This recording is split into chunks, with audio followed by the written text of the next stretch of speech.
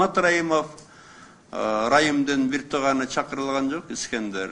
Искендер да партия үчүн жакшы иштеген, почетный грамота берген, таза бала деп атат. Бирок азыр Райым Матраимов боюнча, таможня боюнча момундай жоруктар чыгып атканда, албетте бир тууган үчүн жооп бербейт. Бирок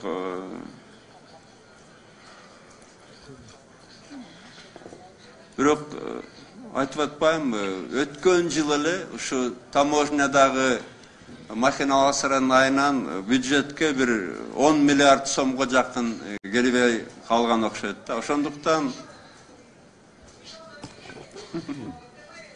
менин ордума уже диктофон жеп берип атат.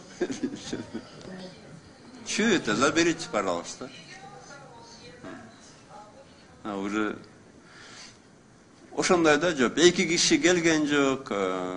Албетте мен съездден деле ачык жооп бердим. Мен ойлоп турам, Асылбек Шарипович иним деле кийин түшүнөт мен туура айтып атканым. Албетте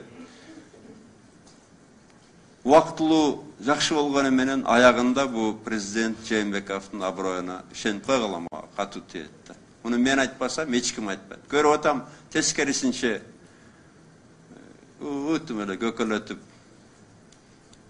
мактагандар чыгат да. Кыргыздын тилекке каршы ошондой бир жебирде сапаты бар. Кудай сактасын.